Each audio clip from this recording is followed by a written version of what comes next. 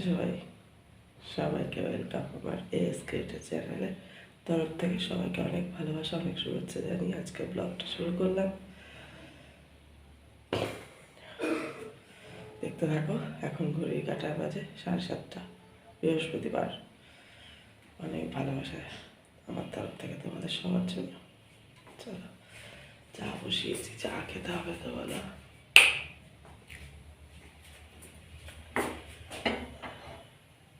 আজকে আবার একটু কুয়াশা কুয়াশা, মেঘলা মেঘলা আকাশ, এই হচ্ছে ব্যাপার। চলো, মাথা শ্যাম্পু করতেই পারছি না কতদিন ধরে, ঠান্ডা লেগে আছে। আর চুলে মনে হচ্ছে কত তেল দিয়ে। এদিকে চা তো হয়ে গেছে, এদিকে আমার একটু সবজিও কাটা হয়ে গেছে ব্রেকফাস্টের জন্য। চলো, দাদাভাই চললো জল আনতে। জানোই তো আমরা কেনা জল খাই। পুরোপুরি হয়ে গেল, তাড়াতাড়ি টিফিনটা তৈরি করে ফেলি সকালের। মাখা আছে, চলো চাপা ঝাপ খাইয়ে পাঠাবো একেবারে। এখন আবার আসবে, আবার যাবে।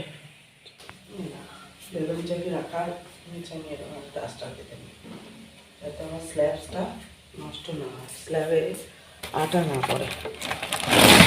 তো ধোয়া হয়, কিন্তু বারবার করে করতে হবে। পরে বললাম কিছু হয়। এখন তো ছুটি চলছে, শরীর তো ভালো না, কত কাজ কত কাজ। এরকম এটা ব্রেকফাস্ট রেডি করে রান্না বান্না করে দেখো রান্নার কী কী পরিষ্কার করি আজকে, কত কিছু পরিষ্কার পরিচ্ছন্ন। চলো তোমরা সেটা দেখো।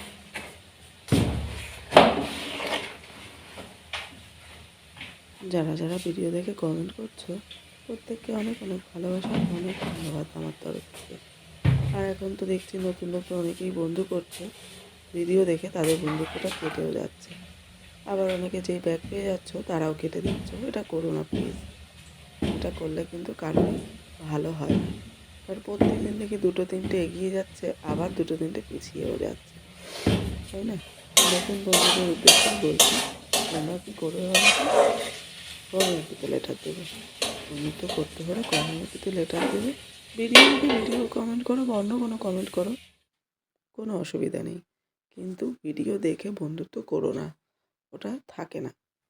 তো যাই হোক, নতুন বন্ধুরা, ভিডিওর নোটিফিকেশান তোমাদের কাছে পৌঁছাবে সবার আগে যদি কিনা তোমরা আমার চ্যানেলটাকে সাবস্ক্রাইব করো, ঠিক আছে? আর বেল আইকনটা প্রেস করে রাখো। তো এইভাবে সবাই পাশে থেকো। চলো, পরোটা বানাচ্ছি। দাদাভাই তো রুটি খেতে পারে না একদমই। পরোটা যেহেতু রেগুলার খায়, ওই কারণে আমি কিন্তু ভেতরে তেল দিয়ে আর বেলি না, যতটা কম দেওয়া যায়, কারণ রুটি খেতে পছন্দই করে না। এবার সে তো খাবে বলো, তার যেটা ভালো লাগে সেটা তো তাকে করে দিতে হবে, আর তাকে আবার সুস্থও রাখতে হবে। যার জন্য পরোটা যখন বেলি, তখন ভেতরে কিন্তু আমি তেল দিয়ে আর বেলি না, ডাইরেক্ট তেলের ওপরে ভাজি, যতটা কম দেওয়া যায়। আবার ওদিকে অভিনব রুটি আর নয় লুচি, এটাই হচ্ছে সমস্যা। আর আমার সবই চলে, এটাই হচ্ছে ব্যাপার। তাড়াতাড়ি করে টিফিন বানিয়ে দিয়ে দিলাম খেতে। ঘড়ির কাঁটায় কিন্তু এখন 8:30 বাজে ডট। চলো, এবার চা গরম করে দিয়ে দিলাম দাদাভাইকে। মানে আগে একবার চা খেয়েছে, আবার দাদাভাইকে চা দেবো। কারণ কি, চা খেতে ভীষণ ভালোবাসে, জানো তো? যেমন চিকেন খেতে ভালোবাসে, আমার মনে হয় পাশাপাশি চাটাও খেতে ভালোবাসে। তোমরা কে চা খেতে ভালোবাসো অবশ্যই কমেন্ট করে জানিও। শীতের বেলা 1 কাপ চা তো দারুণ লাগে, তাই না? শিমগুলো না আজকে কুচিয়ে ভাজবো। চলো, আমিও একটু চা খেয়ে নিচ্ছি, আর একটু দুধও খেতে হবে, কারণ ওই যে বকাঝকা চলছে, এত মেডিসিন খেতে হচ্ছে। শুধু দুধ তো অভিনব খাবে না, চাউমিন দিয়ে করে দাও, চলো। বাদাম দিলে খাবে না। এইভাবে শিম কুচিয়ে খেতে দারুণ লাগে। আর এদিকে নতুন আলু সেদ্ধ দেবো, তার সাথে ডিমও দিয়ে দিচ্ছি। কীভাবে কী রান্না করব তোমরা দেখতে থাকো অবশ্যই। বেশ টেস্টি হবে আজকে, কারণ খাওয়ার পরে দুর্দান্ত লেগেছে। তার সাথে মটরশুঁটি যাবে, মটরশুঁটিটা একটু আলাদা সেদ্ধ করে নিয়েছি। এদিকে দেখো শিমটা পুরো কুচিয়ে ভাজা কিন্তু রেডি। এইদিকে তো বাসনগুলো সব ধোয়া হয়ে গেল। আর এদিকে গামলায় জল নিয়ে নিয়েছি কেন জানো তো? সমস্ত মশলার কৌটোগুলো আজকে ক্লিন করব। আজকে রান্নাঘরকে একদম পরিষ্কার করব যতটা পারবো। সবটা হয়তো হয়ে উঠবে না, কারণ ওই যে ঠান্ডা লেগে আছে, জল ঘাঁটলেই কিছু না কিছু হয়েই চলেছে।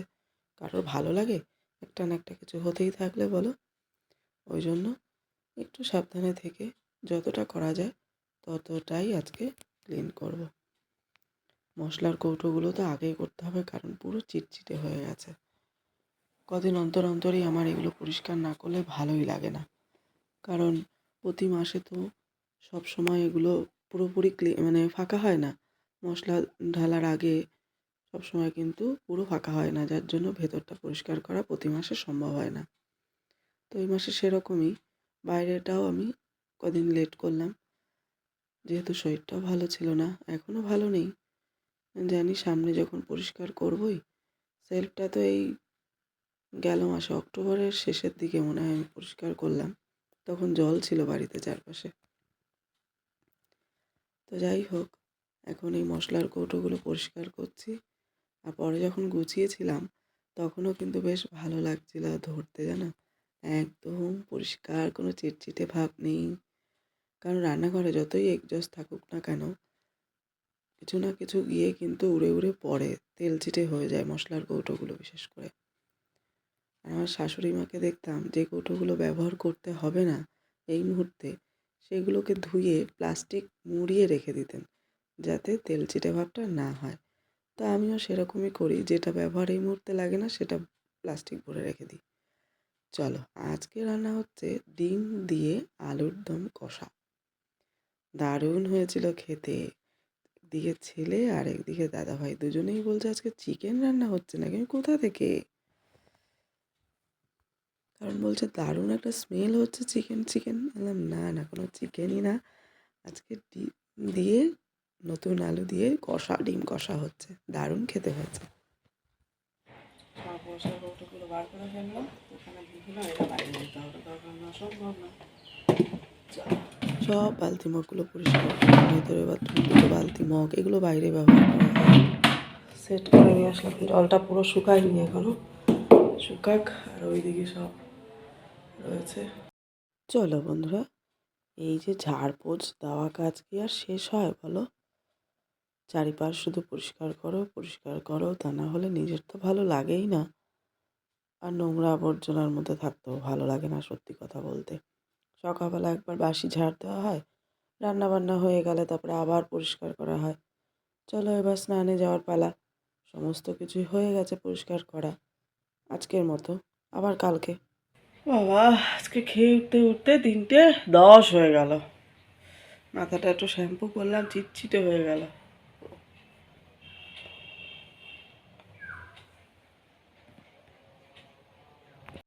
পরন্তু রোদ কত সুন্দর লাগছে দেখো। এদিকে অভিনব রেডি হচ্ছে, ও স্কুল প্রোগ্রামে যাবে। ক্রিসমাস কার্নিভাল প্রোগ্রাম চলছে ওদের স্কুলে। আমি তো যেতে পারছি না, কারণ সারাদিন এত জল ঘেটেছে, এই ভয়েস দিচ্ছি তোমরা বুঝতে পারছো, ভীষণভাবে গলা এফেক্ট হয়ে যাচ্ছে জল ঘাটলেই। কিন্তু এগুলো না করলে নয়, সব কাজ তো আর ছেলেরা করে দিতে পারে না, তাই না? আর ভালোও লাগে না। যে কাজ যতটুকু করা যায় তাদেরকে ততটুকু করতে দেওয়া যায়, তাই না? এই অভিনব বেরিয়ে গেল আর কি একটা কথা নিয়ে। ওর বাবাও বলছিল, আমিও বলছিলাম যে আমি যাই তোর সাথে বা পরে যাই, বলে না টাটা, আমার শরীরটা ভালো না, আমি তো এখন আসি ওদের সাথে, বন্ধুদের সাথে, ওদের মায়েরা থাকে, অসুবিধা নেই। চলো, অভিনব তো চলে গেল, আর বিকেল এখন 4:30 বাজতে যায়। একটু পরেই উঠে চলে এলাম রান্নাঘরে, কারণ সেলফটা তো গুছাতে হবে। মশলার কৌটো তো সব ধুয়ে দেওয়া হয়েছে, সেগুলো অলরেডি জল ঝরে গেছে, ওগুলো জায়গায় রাখবো। আর এদিকে চা বসানো হয়ে গেছে, দাদাভাই চা খাবে, আমিও একটু চা খেয়ে নেবো, বেশ আরাম লাগছে। মাথা শ্যাম্পু প্রচুর ভিজে, যেন আঁচড়ায়নি এখনো। চা এখনো আমার গুছানো বাকি আছে। এদিকে ভুললো, চা খাওয়া ভোলা যাবে না। 4:25 বাজে মাত্র। চলো, যতক্ষণ না ছেলে ফিরবে ততক্ষণ মাথায় চিন্তা, আজকে ক্রিসমাস কার্নিভালের প্রোগ্রাম স্কুলে। চাটা খেয়ে আর একটু রেস্ট নিয়ে শুরু করে দিলাম আবার জামা কাপড় গোছানো, কারণ এগুলো তো সব কেচে রাখা, এখন এই মুহূর্তে লন্ড্রিতে পাঠাবো না, ক্রিসমাস ফেস্টিভ্যালটা চলে গেলেই পাঠাবো। চলো এগুলোকে আলমারিতে রাখি, এরপর তোমাদেরকে কি দেখাই দেখো। এই যে এইগুলো কেনাকাটা করেছি তোমাদের দেখাবো দেখাবো করে দেখানোই হয়নি। এটা দাদা ভাইয়ের, এটা অভিনবর জন্য একটা উডি আছে। শীতকাল তো আমরা পুজোর সময় যা কেনাকাটা করার জামা কাপড় তখনই কেনাকাটা করে ফেলি, সেগুলো তো তোমাদের দেখিয়েছি অল্প বিস্তর। আর এইগুলো শীতকালের জন্য, এখন যেহেতু শীতের সময়, উইন্টার সিজন, ওই জন্য শীতের জিনিসটাই বেশি কেনাকাটা হয়। এটা অভিনবর জন্য কেনা হয়েছে। আর এই মোজাগুলো অভিনবর জন্য কেনা হয়েছে। আর আমি এই শাড়িটা অনলাইনে নিয়েছিলাম, ফলস পিকো করা হয়েছে, ব্লাউজটা আর বানানো হয়নি, সময় যেহেতু খুবই কম। আর এই একটা শাড়ি, যেহেতু রেগুলার আমার শাড়িই লাগে, বেশি দামি শাড়ি কিনি না, ওই জন্য কম মোটামুটি দামের কিনি, যাতে একসাথে দুটো তিনটে একই দামে, মানে ওই দামের মধ্যে বেশি দামের না কিনে দুটো তিনটে হয়ে যায়। একটা তো পরেছি, তোমরা দেখেছো। এখনও দাদাভাইয়ের কেনা বাকি। আর এটা হচ্ছে উলের লেগিংস। চলে এলাম রান্নাঘরে। এই যে বেগুন পোড়া করেছিলাম, বেগুনের খোসাটা ছাড়ানো হয়নি, এবার বেগুনের খোসাটাও ছাড়িয়ে নেব। কী বলো তো, কেনাকাটা আর শেষ হয় না, জানো তো। বোঝোই তো, তোমাদেরও এরকম ফেস্টিভ্যালে কত কিছু কেনাকাটা হয়, তাই না? কেনাকাটা কিন্তু শপিংয়ের শেষ নেই। বিশেষ করে বাড়ির বউদের, গিন্নিদের সমস্ত দিকেই নজর রাখতে হয়। কোনটা কখন লাগবে, কার কোনটা প্রয়োজন, এগুলো গিন্নিদেরই কিন্তু মাথায় রাখতে হয়, তাই না? তো দাদাভাইয়ের এখনও কেনাকাটা হয়নি। অভিনবর জন্য আর কিছু কিনবো না সেরকম। কিনলে পরে হয়তো, এই মুহূর্তে তো বেরোতে পারছি না, আমার গলার যে অবস্থা। কারণ সন্ধ্যের টাইমে ঠান্ডাটা আমি একদম নিতেই পারছি না। ওর জন্য হাইনেক গেঞ্জি কিনতে হবে। যদি এর মধ্যে বেরোতে পারি তো কিনবো, আর তা না হলে দুপুর টাইমে আগামীকাল বেরোনোর কথা আছে। দেখা যাক। একটু গরম জল খেয়ে নিচ্ছি, জানো তো, বেশি গরম নেই, এই জন্য ডাইরেক্ট খাওয়া যাচ্ছে, অসুবিধা হচ্ছে না। আর এখন পুরোটাই গরম করে আবার ফ্লাক্সে ঢোকাবো। ভয়েসটা রিমুভ করে দিয়েছি। তো যাই হোক, দাদাভাইয়ের জন্য কিছু কেনাকাটা পুরো এখনও বাকি আছে, যেটা দাদাভাই সাথে না গেলে হবে না। তো সেটা হয়তো আগামীকাল সম্ভব হলেও হতে পারে। গরম জল বসিয়ে দিলাম এদিকে। তো এখন সর্বদিকেই সমান নজর মায়ে মায়েদের যেমন রাখতে হয়, গিন্নিদের রাখতে হয়, এক এক রূপ ধারণ করতে হয়, তাই না? তো যাই হোক, দুপুরবেলা অত কাজ করতে করতে না গ্যাসটা আর মোছা হয়নি। এখন আমি গ্যাসটা পরিষ্কার করে মুছে নেব। এখন যদি দাদাভাই ঘরে থাকতো তো বকা একটু খেতাম, কারণ ভয়েসটা শুনে তোমরা বুঝতেই পারছো, বেশিক্ষণ টানা কথা বললেই না আমার গলায় কষ্ট হয়। জানি না, আগামীকাল ইএনটি ডক্টরের কাছে নাম লেখা হয়েছে, যাব ওখানে, দেখা যাক উনি কী বলেন। একটু টেনশানেই আছি, কারণ মেডিসিন খাচ্ছিলাম, মেডিসিন ডক্টরের দেওয়া মেডিসিন। তো উনি সাজেস্ট করলেন একটা ইএনটি স্পেশালিস্ট দেখানোর জন্য। তো আগামীকাল ফ্রাইডেতে যাব, দেখা যাক উনি কী বলেন। এই মানে মাথার একপাশেই একটা চিন্তা রয়েই গেছে, যার জন্য ফেস্টিভ্যাল একদিকে আর আমার নিজের চিন্তা আরেকদিকে। দাদা ভাইয়েরও খুব টেনশান হচ্ছে, ওই জন্য বলছে না, আগে ফেস্টিভ্যালের আগে ডাক্তারটা দেখিয়েই নিই, কী বলে দেখা যাক।